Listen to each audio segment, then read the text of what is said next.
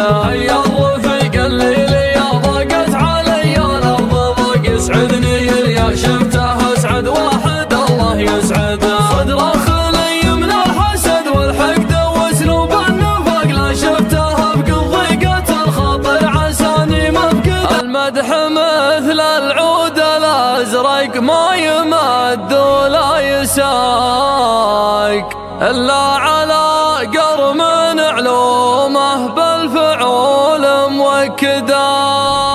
لا صدبوا جنب نصخيف وصدبوا كف الرقاق علي الثمالي ما يجنب لين يبلغ مقصده على الطريق اللي نهايته بداية انطلاق ابدا الخيال يعيش جوه والقديم يجدده اللون ياخذ راحتي وارتاح من ضيق الخلق محتاج لي سجة تعيد الراحة المستبعدة ياخذني التفكير لابعد مرحلة وابعد نطاق واعيش في غربة على الوقع ورحلة مجهدة نهاية مر البال في ضيقه واشوف ان الظروف معقده اصعب من شعور الفراق الا شعور الاشتياق هم من يطاول راعي الفرقه ونار موقده من يكثر التفكير في الدنيا ولهوات الفراق يمكن يبين الحزن في عينه ويجفى مرقده كافحت في الدنيا بعز وذقت شيء ما يذاق ما مرت الظروف الليالي بارده ومبرده بيني وبين العز واسلوم العرب عقدة فقر الصيدي اللي ما ملكته في بنوك الاصده رزقي وتوفيقي على الله خالق السبع الطبق اعيش لحظتي ولا افكر في بكره وابعده كم من سليم شكله معافى وتفكيره معاق يمشي على البيضة برجلينه وعقله في يده اللي ينفتح للشر باب يصير كانه في سباق واليان وصيته في مجال الخير كانك تطرده الخير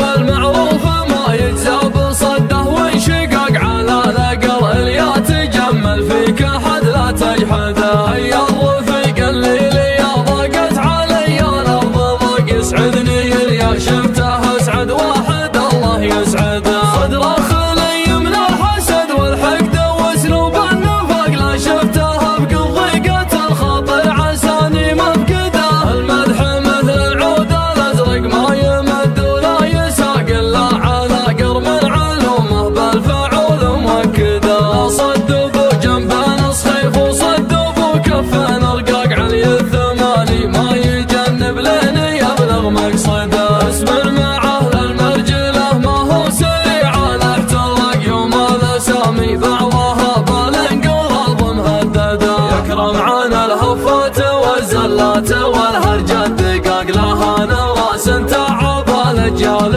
قبله وابعده يسعى لفعل الخير والمعروف والحق الحقاق من يحتزم في المحزم المليان يبشر بسعده يا علي بن عظه فعولك تشرح صدور الضيق صبي من المسعود يقف كل ما حان وعده انت المشرف في الوطن والدبلوماسي في العراق وتبين في يوم يجف الدم وسط الورده اخوك يوسف ما ضرب الهينه ولا فهاق هو مسندك في حزه الشدات وانت مزنده عزوه ثماله لغدا للخيل في الحرب اصطفاق يبطي معاديهم وهو يونس على الكبد الهدى روس الرجال اللي لهم في سلم الطله وثاق يحكي به التاريخ والواقع قبل لا تنشده وقت الرخا غيث يصب الماء وهم الحقاق وقت اللقا تنطح معاديها وتلطج المدى على الطريق اللي نهايته بداية انطلاق ابدا الخيال يعيش جوه والقديم يجدده اللون ياخذ راحتي وارتاح من ضيق الخلق محتاج لي سجة